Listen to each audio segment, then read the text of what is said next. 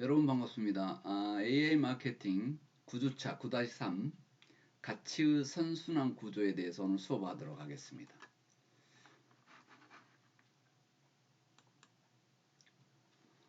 자, 우리는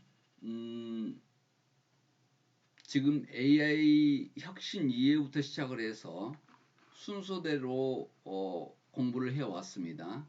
오늘은 경험적 가치 구체화를 전 9-2까지 해서 끝냈고, 오늘은 가치 선순환 구조 구축 이거 할 차례입니다.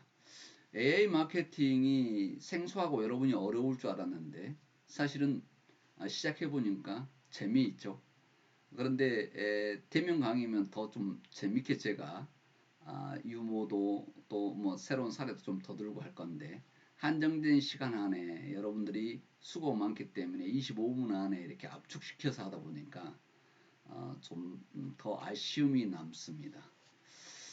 그러나 어찌 됐던 짧은 시간에 쉽게 여러분한테 이해하게 하기 위해서 저 나름대로는 굉장히 노력을 하고 있다, 이렇게 이해해 주시면 좋겠습니다. 또한 여러분이 이해를 돕기 위해서 자료를 너무 요약하지 않고 서술용으로 풀어서 여러분들이 언제든지 PPT 자료를 자세히 보면서 이해할 수 있도록 하기 위해서 교재 내용을 거의 충실하게 자료화해서 만들었다는 것을 여러분이 좀 인정해 줬으면 더 좋겠습니다.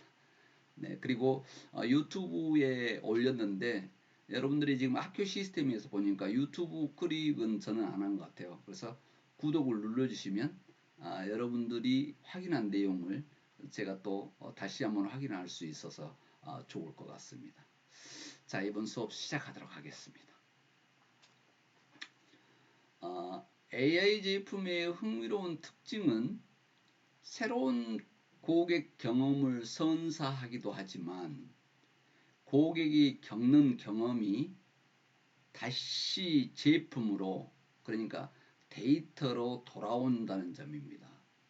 그래서 그 데이터 때문에 최적화할 수 있는 그 데이터로 AI 기능이 학습을 해서, AI 혁신이 학습을 해서, 인공지능 혁신이 학습을 해서 사용자의 최적화로 또 재생산이 된다는 그 특징이 있습니다.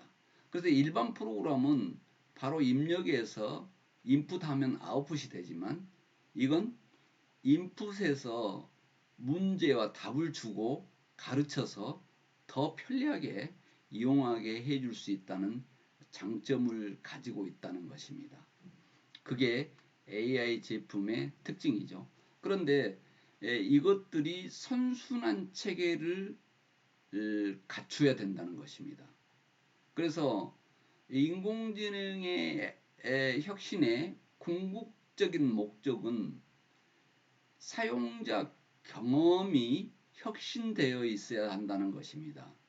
그래서 그냥 경험적 가치가 있어 가지고는 사람들이 즐거움, 유의성이라든가 유용성을 느끼지 못하겠죠. 그래서 특별한 경험적 가치를 부여해서 제품이나 서비스를 개발해야 된다는 중요한 내용이 있습니다. 어떻게 하면 사용자 경험이 특별한 경험을 하게 할 것인가 하는 부분입니다. 그래서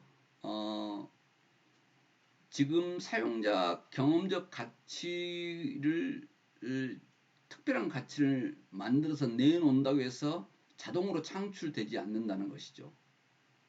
이걸 다시 한번 학습되게 해서 그 데이터를 다시 저장 입력함으로써 우수한 경험적 가치를 창출할 수 있도록 해야 된다. 그렇기 때문에 선순환 체계가 있어야 된다는 것을 여기에서 이야기하고 있습니다.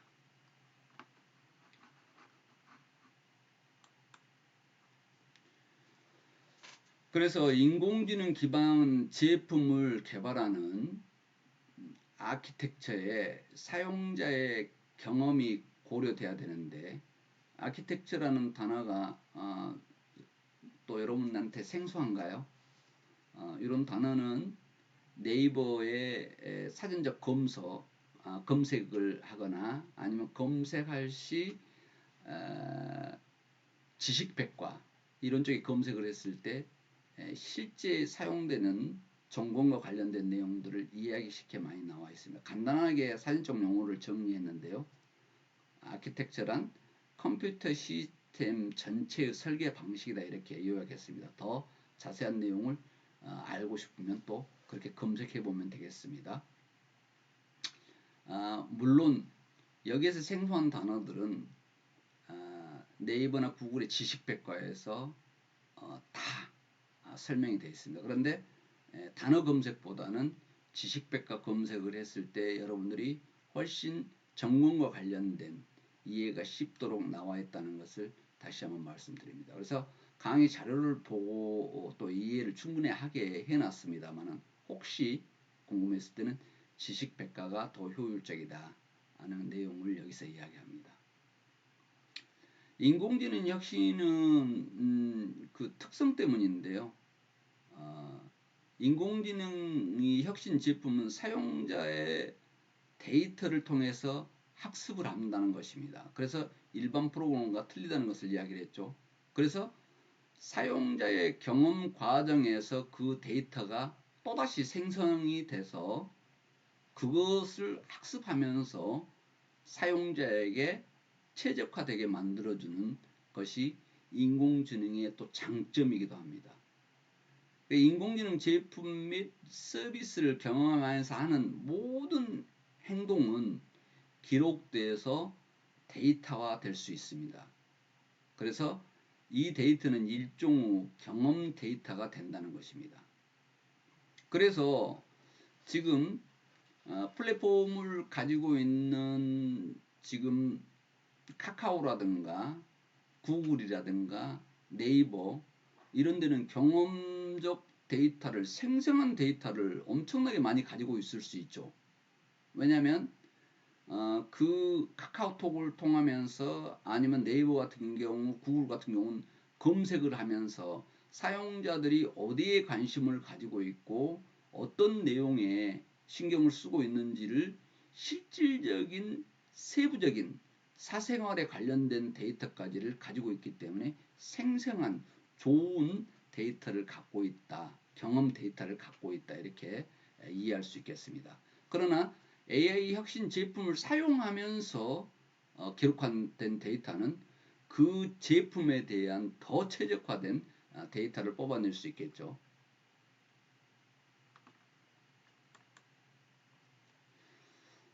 AI 제품의 선순환 체계인데요. 경험 데이터는 다시 AI 인공지능 혁신 모델의 인풋 들어가서 활용된다는 것입니다. 그래서 알고리즘 학습의 원료가 되는 것이죠. 데이터는 뭐라고 그랬죠? 알고리즘은 구조를 가진 씨앗과 같은데 데이터는 그것을 키워내는 양분과 같다. 비료와 같다. 영양제와 같다 그랬어요. 그래서 이 데이터가 알고리즘을 학습시키는 원료가 된다는 것입니다. 그래서 경험 데이터를 통해서 사용자의 취향과 선호를 더욱 잘 인지했기 때문에 맞춤화된 기능을 제공할 수 있는 것이 인공지능의 아주 특징입니다. 그래서 인공지능 혁신이란 사용자 경험을 학습해서 사용자의 특별한 경험을 또 만들어내고 그 특별한 경험 속에서 학습 데이터를 또 가져와서 AI 모델에 반영을 합니다. 그래서 학습의 선순환이 이루어지는 체계가 만들어진다는 것입니다. 다시 정리하겠습니다. 한마디로 이야기하면 인공지능 혁신은 사용자의 경험을 다시 학습해서 사용자에게 최적화시켜주는 기능이 있어서 아주 일반 소프트웨어 프로그램과는 차이점이 있다 하는 것을 이야기합니다. 자, 여기에서 보도록 하겠습니다. AI 혁신의 학습 루프는 보니까 학습을 통한 제품의 기능을 향상시키고 향상된 기능으로 더 나은 경험을 제공합니다. 그래서 더 많은 사용자의 경험으로 더 많은 학습 데이터는 만들어지고 학습을 통한 제품 기능 향상이 또 이루어지는 선순환 체계가 만들어진다 하는 내용입니다. 그래서 사용하면 할수록, 다시 쉽게 또 이야기하겠습니다. 사용하면 할수록 더 좋은 AI 혁신이 이루어진다는 장점을 갖고 있다고 하는 것을 여기서 지금 이야기하고자 하는 것입니다. 어떻게 보면 특별한 사용자 경험을 만드는 오케스트레이션이다, 이 내용입니다. 오케스트라에서 다양한 악기가 하나의 테마를 공유하면서 감동적인 하모니를 만들지 않습니까? 오케스트라 공연을 여러분이 봤거나 시청을 했을 때 보면 그 많은 악기가 하나의 테마, 하나의 주제, 하나의 음악에 하모니를 만든다는 것이죠. 어떻게 보면 AI 혁신은, 인공지능 혁신은 이런 것이다.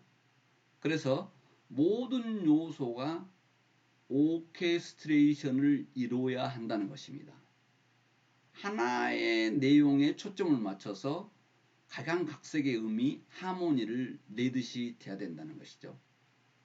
그래서 이 학습 루프를 이뤄내기 위해서는 데이터, 알고리즘, 어플리케이션 개발뿐만 아니라 하드웨어 성능, 제휴 파트너 등 혁신에 관여하는 모든 구성 요소가 사용자의 경험적 가치를 향상시킬 수 있도록 긴밀히 연결되고 통합돼야 된다 하는 내용입니다. 그러니까 알고리즘도 있어야 되고 데이터도 있어야 되고 그래서 어플리케이션이 개발되는데 여기에 하드웨어 성능이라든가 데이터를 많이 입력하려면 성능이 데이터가 방대하면 하드웨어 성능도 좋아야 되겠죠. 그리고 그 데이터를 가져올 수 있는 제휴 파트너, 이런 것들이 필요하다는 것입니다.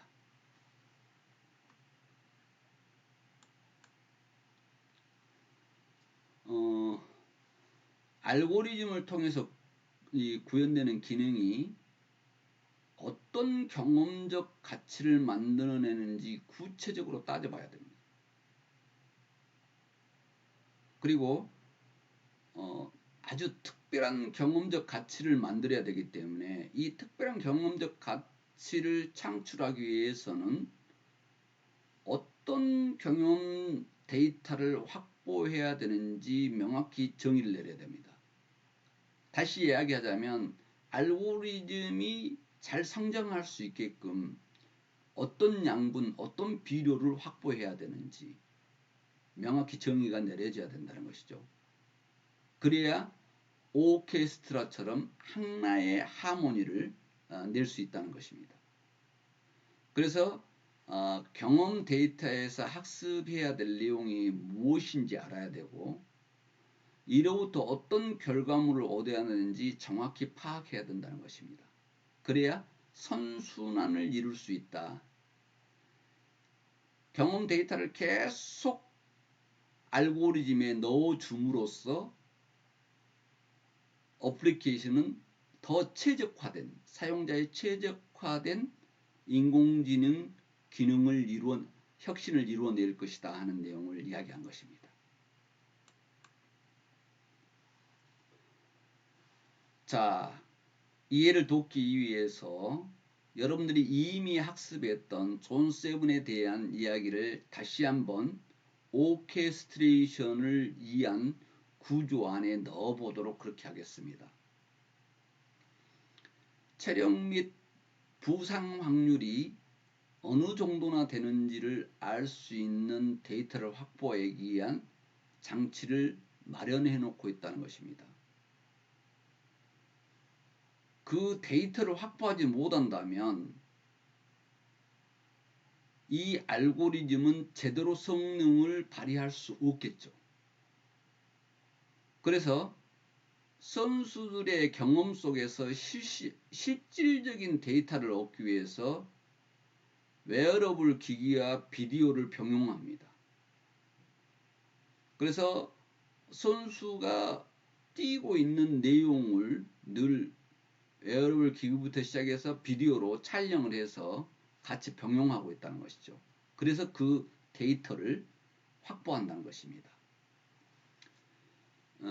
또 선수들의 그 개인마다의 의료 및 생체 정보를 넣어두고 데이터로 확보하고 또 선수가 뛰었던 활동 거리, 선수가 뛰었던 이동 속도, 그리고 가속이라든가 감속의 역동성 이런 것들을 데이터로 모아서 부상 예측에 필요한 데이터 덩어리를 만듭니다. 그래서 부상 위험 및 최적의 훈련 수준을 정확하게 계산해 낸다는 것입니다. 다시 이야기하면 선수의 부상을 예측하는 시스템 존7은 선수에 관련한 데이터를 충분하게 확보하고 또 수시로 계속해서 모아간다는 것입니다.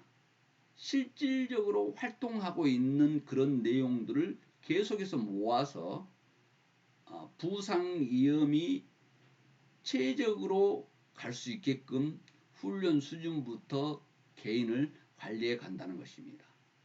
요게 오케스트레이션을 이루어진다는 내용을 지금 설명하고 있습니다. 그래서 한 가지가 모든 것을 이뤄낸 게 아니라 그 많은 데이터 속에서 데이터를 알고리즘에 집어넣어서 하나의 완성된 인공지능을 만들어낸다는 것을 지금 설명하고 있습니다. 자, 또 여러분이 배웠던 맞춤 셔츠, 여기서도 마찬가지로 사용자의 전면 사진과 측면 사진을 찍어 올리면 사용자의 몸과 거의 유사한 3D 모델, 가상 모델이 만들어져서 온라인 쇼핑에서 그 3D 모델에 나와 똑같은 3D 모델에 내가 입어보고 싶은 옷을 계속해서 입혀볼 수 있다는 것입니다. 그래서 입혀보면서 내가 입었을 때 이런 느낌의 내용이 나오겠다고 하는 것을 이 옷 저 옷을 백화점에 쇼핑하듯 입어보면서 즐거움을 느낀다는 것이죠. 이걸 느끼게 하기 위한 것입니다.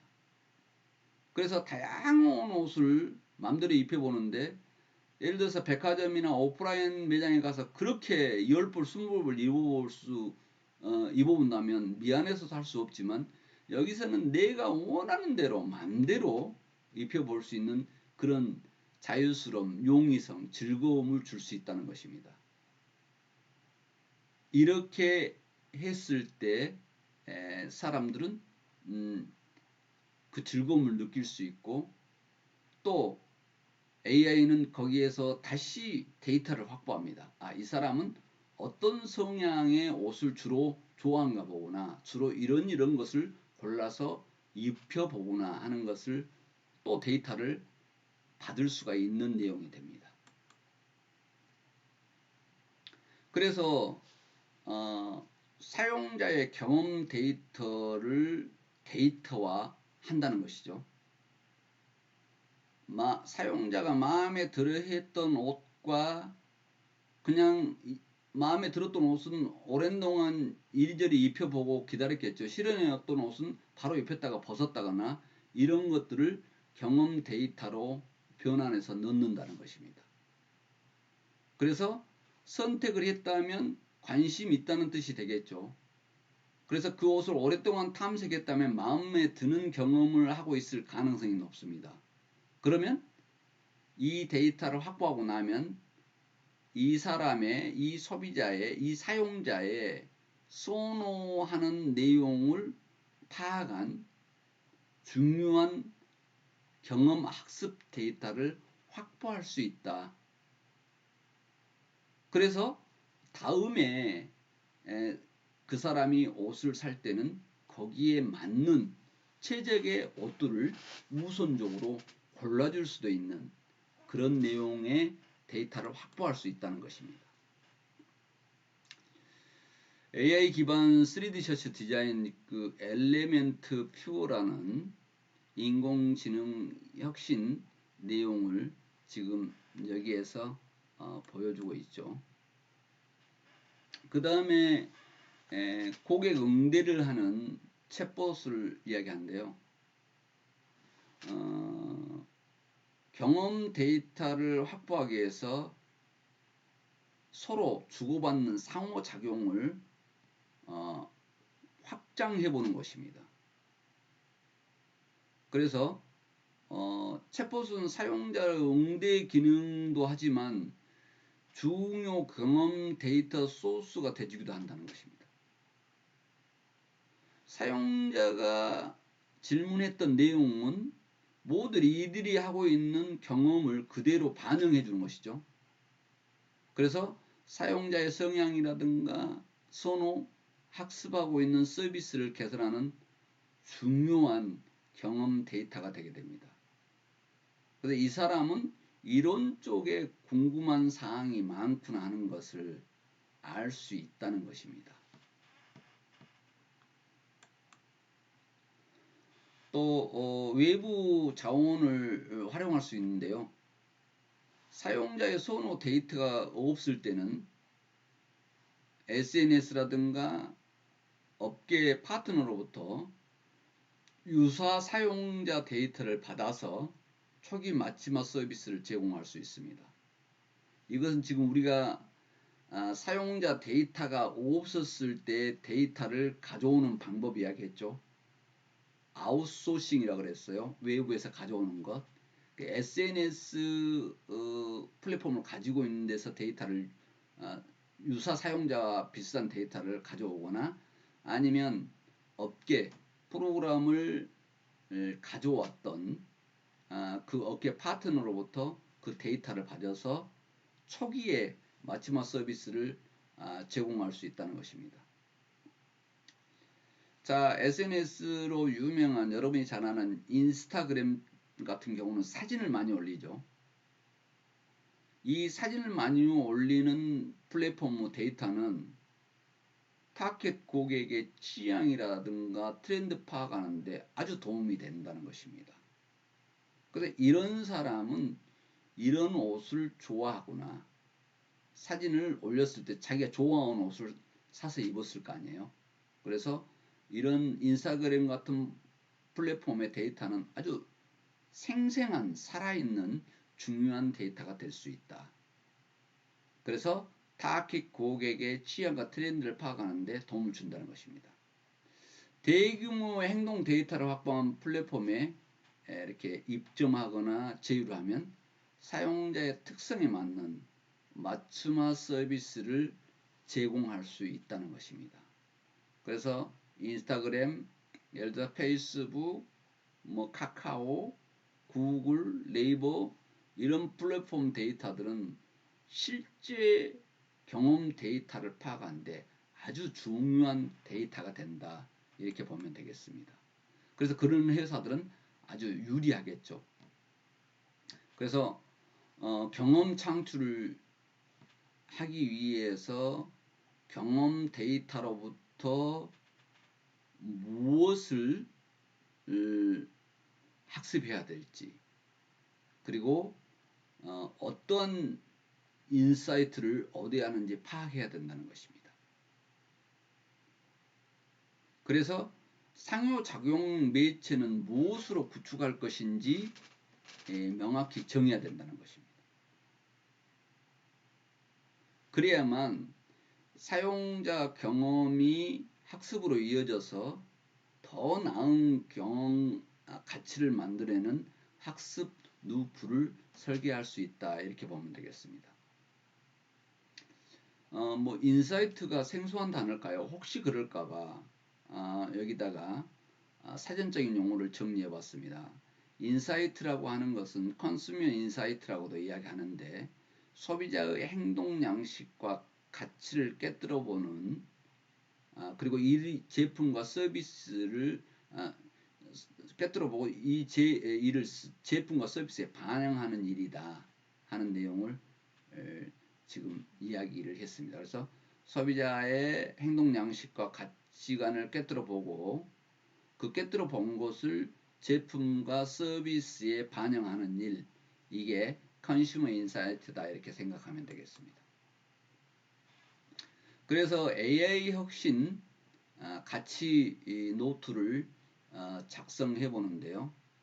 가치를 디자인해 보고 가치 디자인 노트에 AI 혁신이 창출하는 기술적 가치, 기능적 가치, 경험적 가치를 명확히 제시해야 된다는 것입니다. 거기에 들어갈 항목을 여기서 정리해 놨습니다. 가치 디자인 노트에 들어갈 항목을 기술적 가치 항목, 기능적 가치 항목, 경험적 가치 항목에는 뭘 넣어야 될까 하는 것인데 그 넣는 방법을 여기다 적어놨어요. 아주 중요하겠죠. 이 자료 중요합니다. 이 내용들은 시험에 낼까요? 안 낼까요? 시험에 낼 가능성이 많습니다. 그래서 기술적 가치 항목에는 AI의 어떤 알고리즘과 데이터를 활용할지 이를 통해서 얻을 수 있는 기술적 이점은 무엇인지, 그 다음에 기능적 가치 항목에는 이런 내용을, 경험적 가치 내용 이런 내용을 넣는다는 내용을 여기다가 적어놨습니다. 자, 이렇게 해서 작성하기인데요. 여러분과 약속한 시간이 다 됐기 때문에 오늘 수업 여기서 하고 10주차에서 오늘 못했던 내용을 다시 연결해서 하도록 하겠습니다.